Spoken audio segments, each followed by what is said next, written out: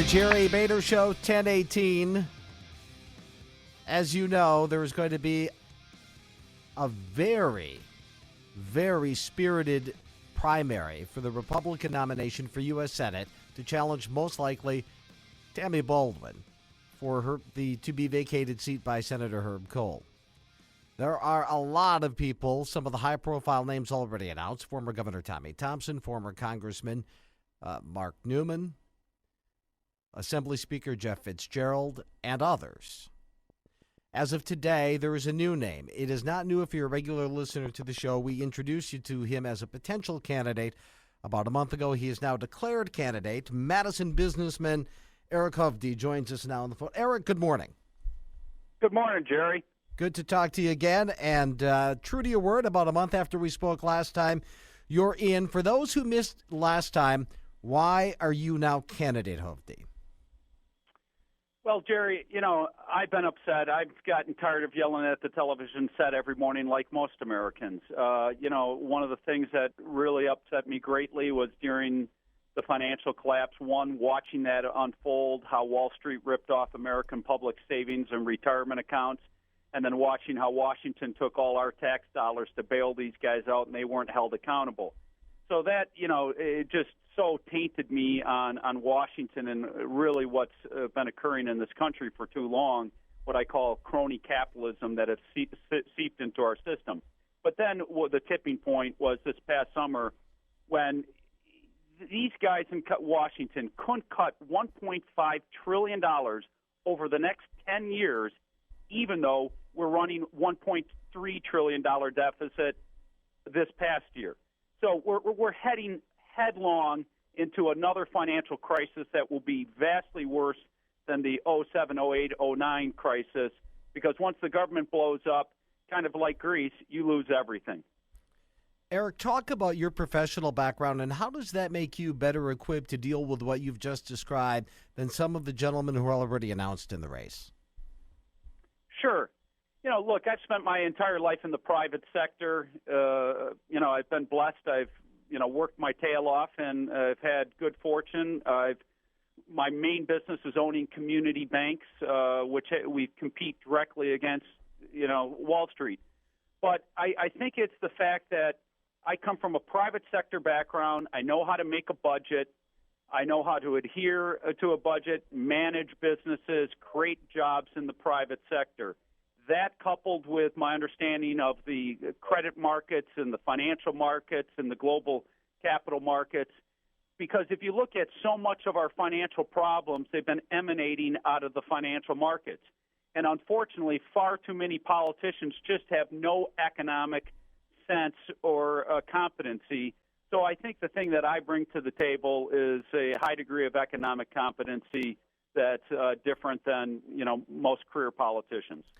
Speaking with Senate candidate Eric Hovde. Eric, there are those in the media who describe you as hedge fund manager Eric Hovde. For those who don't understand the intricacies of finances, how can you clarify that you're not one of the guys that was part of the problem? Well, if you look at my writings or my interviews, I was, been blasting Wall Street for the last 10 years, what they did by creating these toxic mortgage products. I've been interviewed extensively over the last 4 or 5 years and probably was the first person to go negative on Goldman Sachs. So, look, people are going to throw on a lot of terms. I'm a community banker. I own real estate. I've been blessed with a variety of different businesses, and one of them is an asset management business. Everybody's going to try to use one of the terms, the businesses I'm involved with, against me for their own political purpose. So be it. Let it happen.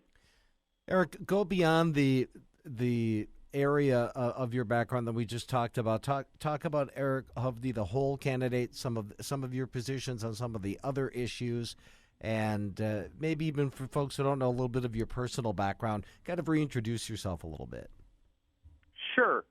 Well, to start from the personal side, I'm a third-generation Wisconsinite. My grandparents and great-grandparents emigrated here from Norway. Was raised in Dane County, went to public schools, went and graduated from the University of Wisconsin. I'm a diehard Packer and Badger fan, as you know, Jerry. Yep. I'm married. I have two beautiful daughters. One of my passions in life is my foundation. I have started homeless shelters around the globe for street children, as well as here in the U.S., as well as being involved in some of the education programs in this country to try to get kids turned around. Now, as it comes to the other issues, look, I'm not only a fiscal conservative, but, I'm very concerned where this country's heading socially and morally. One of the most troubling statistics that I can quote is a social statistic, and that is 4 out of all 10 children born in America today are born out of wedlock. That is a direct path to a life of poverty. There's been numerous studies that show that it leads to higher drug rates, it leads to higher mental and physical health problems, and unfortunately for our young men, higher incarceration rates in jail. So, I'm passionate about where this country is moving. I think we got to get our morals and our ethics back, and I think we got to, get this country turned around.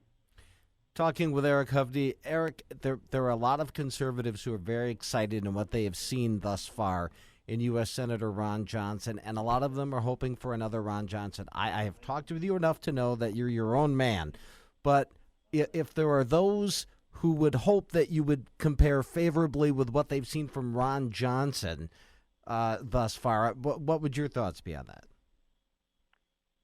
Look, Ron and I both come from the private sector, and I think that is desperately what this country needs. Albert Einstein had that famous quote, "The definition of insanity is doing the same thing over and over again and expecting different results." That is exactly what's been happening by sending career politicians to Washington time after time after time again, because what are their skills? Raising campaign contributions, giving speeches, and getting themselves elected, and then kicking the can down the road on our financial problems. So, I respect Ron highly. I think he has done a fantastic job, and he's fighting against the establishment in Washington, which, if the good people of Wisconsin decide to elect me, I look forward to working with Ron. I like him a lot. I respect him. We are each our own individual men, but, I can see why people would draw some of the similarities. Again, talking with Senate candidate Eric Hovde, and let's face it, in 2010, that was the template. Reed Ribble, another businessman who was elected to Congress. When you look, you talked about the things that frustrated you and pushed you into this. When you look at the more recent events of the last 6 months or so, and the phrase has been used, turn the train around, in terms of size of government, spending, and the best Republicans can do, again, they don't have the Senate, is slow it down a bit. Talk about the process that you have seen congressionally in the last 6 months, and are you ready to jump into that mess, and how would you navigate it? Well, look, it is a mess. You've defined it correctly. Let me give you some statistics. 24% of our economy is now absorbed by the federal government. Historically, the first 150 years in our country's history, the federal government represented less than 5% of our economy. If you load in federal, state, and local government, we got 39% of our economy carrying the weight of government. That is no different than most European countries that operate between 40 and 50%. We have right now more debt to our GDP than all but 3 European countries. We are moving headlong to a financial collapse in the next 4 or 5 years, or it may not even be that long if we don't change the course on the debt. President Obama is doing everything he can in his power to try to prop up the economy for him to get reelected, but what he's doing is he's putting the weight on our future within 4 or 5 years, but more importantly, he is leaving our kids and our grandkids saddled with all this debt. That is a moral issue as far as I'm concerned. It's not just an economic one, it's a moral issue. So, look, you got to get into Washington. They've got 1,300 different agencies. We got to start ripping them apart, doing a ground-up analysis. The one thing with government, you realize if you deal with it, the right arm never understands what the left arm's doing. They're competing with each other, and they're just putting such a weight on the economic system. So, It's not something I ever imagined getting involved with, but I care too much about this country, and I decided I've got to go serve and try to turn this thing around, make my impact. Running tight on time, but you just talked about the Obama short-term gain prop up the economy, and that's what you're hearing is how the economy that is starting to recover. You just in about 30 seconds, Eric, your estimation of how much of a recovery we really are experiencing right now.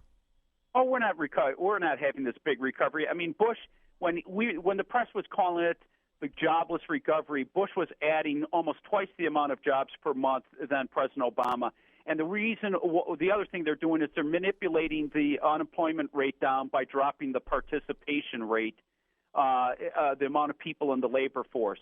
They're playing games with the economic numbers. We're not in the midst of any robust recovery, but they're trying to get things propped up as best they can for the 2012 election for President Obama, which I think is just, very disappointing. Eric, do you have a website up yet that folks can get to? Yep, ericforsenate.com. I look forward to everybody going there and checking out my views on how I think we need to get this country turned around again. All right, I have 10 seconds. Finley, 2-year deal. Good idea, bad idea? Well, you and I talked about this. I actually like it. 2 years. Let's see if the guy develops some more maturity, starts catching some balls. Let's hope he turns around, and if he doesn't, then, it's only a 2-year contract. There you go. Eric Hovde, thanks a lot. We look forward to talking with you again. Thanks so much, Jerry. Have a wonderful day. Yeah, you too. U.S. Senate candidate, Madison businessman. I've made no bones about it. I'm excited he's in the race. There are those who think that I have picked a horse. No, I think he is. I think he's a great addition to the race. And I think he does potentially shake the hell out of this race. It's 10:30.